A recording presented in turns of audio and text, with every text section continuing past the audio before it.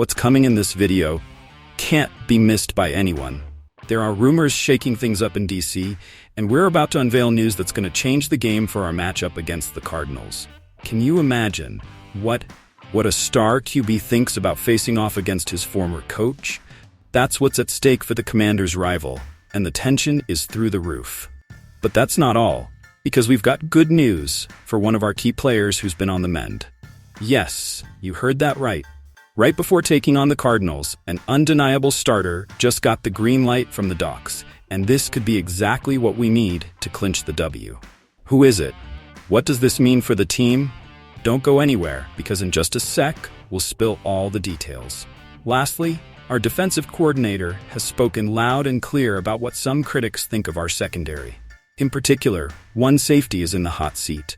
But is he really on the decline? Or is there more to what the DC is saying?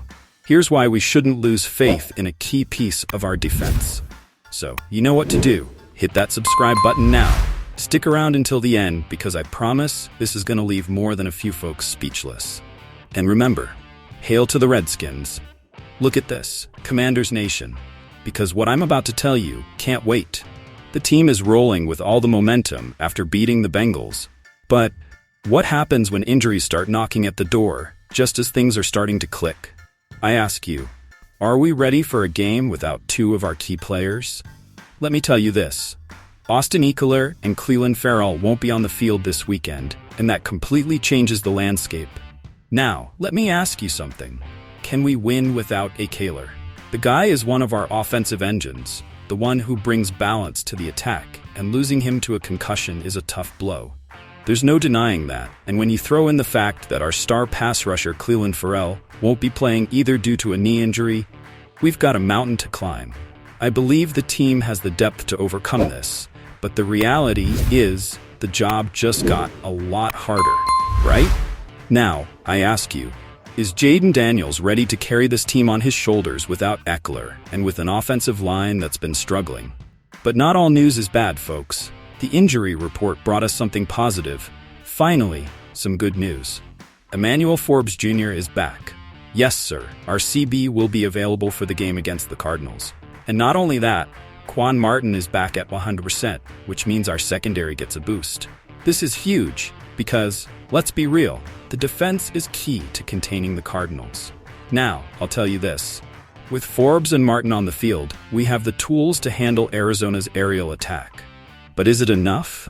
Can we trust our defense to hold up without the pressure Ferrell usually brings in the pass rush? And there's more. Because even though Jamison Crowder is still out with that calf injury and Sam Cosmi is limited with an Achilles issue, both could make it back.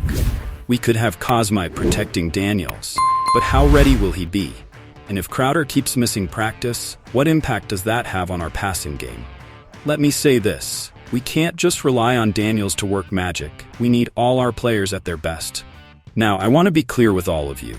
This is a crucial moment for the Commanders. We're in a position where we can keep the momentum going, but with so many key guys down, the question I pose to you is, how deep is this team? Can we trust the backups to step up and fill these gaps? I think we can, but we need to see more consistency. All right, let's cut to the chase. The situation with Derek Forrest is delicate, and there's a lot to unpack here. The Commanders' defense has been under the microscope lately, and when you see a player like Forrest, who was crucial last season, how is it possible he's not on the field this year? Did he drop in level? Doesn't he fit the scheme? Here's the deal. Defensive coordinator Joe Witt Jr. made it clear. I'm not disappointed in Forrest. On the contrary, I'm very high on him. So why aren't we seeing him play? That's where it gets interesting. Witt has said that Forrest has done everything they've asked, that he's a great teammate and a committed player. But I ask you, is it enough to be a good teammate when you're not on the field helping your team? I don't think Witt is telling us the whole story here. How do you go from being an undisputed starter in 2022 to being inactive in 2024? I think there's more at play. Maybe Forrest's health or some defensive adjustment that's left him out of the plans. Now, Witt mentioned something crucial. We have to find a way to get him on the field at certain moments. That sounds like they're still figuring out how to fit Forrest into the new defensive packages. And that's where I tell you that the defensive issues are evident. If we keep faltering, if weaknesses keep getting exploited, wouldn't this be the perfect time to give Forrest a shot? A guy who has already proven he can be a force on the field. Because at the end of the day, what you need is a player who's always around the ball, and that's exactly what Forrest excelled at last season. And let's be honest, Commanders fans, how much longer can we stand watching the defense wobble without making changes? If the team continues to struggle in the coming weeks, Witt is going to have to take a closer look at Forrest and ask himself if keeping him off the field has been a smart move. To me, this goes way beyond the idea that Forrest has lost time in training camp. There's an underlying issue in how the defensive resources are being managed, and not seeing a player like him active on game days makes me think there's a disconnect between what's happening on defense and what's being observed from the sideline. Now, I ask you, what must be going through Kyler Murray's mind right now, knowing he's going to face his former coach, Cliff Kingsbury, with whom he didn't have the best relationship? Because let me tell you something, this is not just any game, it's personal. Murray and Kingsbury teamed up in 2019. The Cardinals were banking on this duo as their big hope. Kingsbury, an offensive genius, was supposed to bring out the best in Murray, but things didn't go as expected. What happened? Over time, results wore down that relationship, and now, for the first time since Kingsbury's departure, Murray will face him as the offensive coordinator of our Washington Commanders. So, I'll say this, Murray was classy in front of the media. He didn't want to stir up controversy and answered professionally when asked if he could give his defense some tips on Kingsbury. His response was clear, no. But I ask you, Commanders fans, do you really believe there are no emotions at play here? Of course there are. Murray is a competitor, and even though he tries to downplay the situation by saying he's competed against former coaches before, this is different, because he knows what Kingsbury is capable of when the odds are against him. And honestly, after the offensive performance of 38 points against the Bengals last week, Kingsbury is proving he has something to prove. Now, I don't want to sound too dramatic, but I believe Kingsbury is going to enter this game with a chip on his shoulder. He won't tell anyone, he won't admit it publicly, but this game is a matter of pride. What would you do if your former team fired you, and now you have the chance to face them? You go all out. So when Murray says his goal is simply to win the game, and he's not thinking about Kingsbury, I don't fully buy it.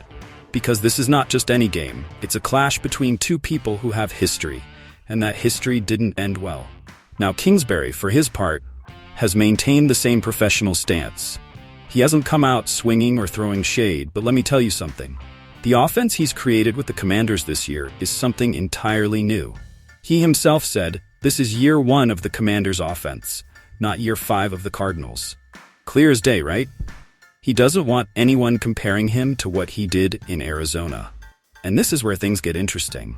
Because what kind of mindset will Kingsbury have when he walks into Glendale, where he was fired, to face his former star QB? Will he try to prove that he was the piece the Cardinals let go too soon? I think so. Plus, let's remember what happened last week. Bengals cornerback Cam Taylor-Britt came out saying that Kingsbury's offense looked like a college offense. And look what happened. Kingsbury and the Commanders dropped 38 points in their face. So I ask you, do you think Sunday will be different? I say no. Kingsbury is going to Glendale with something to prove, not just to the Cardinals, but to anyone who doubts his ability to lead in the NFL. Hey Commanders fans, I want to hear your thoughts. Who do you think will be the hero in this game? It's clear someone needs to step up. Will it be Sam Cosmi holding down the offensive line? Or maybe Emmanuel Forbes with a game-changing play on defense? Drop your answers in the comments. I want to know what you think. Now let's talk defense. Do you think Derek Forrest should already be on the field helping the team, or is it better to keep him sidelined to avoid risking more injuries? For me, every minute counts, and we're at a crucial point in the season. What do you all think? I'm looking to read your thoughts in the comments. And with the matchup between Kyler Murray and his former coach Cliff Kingsbury right around the corner, I ask you, do you think Kingsbury is coming to Glendale with something to prove? Or is it just another game for him? Comment below, because this discussion is heating up. So here's my pitch, a daily video recap of the biggest news for Commanders fans. And if you're as passionate about this team as I am, subscribe to the channel, like this video, and share it with other Commanders fans. Join this amazing community, this family, where we break down every play, every win, and every challenge together. Don't miss out. And remember, hail to the Redskins.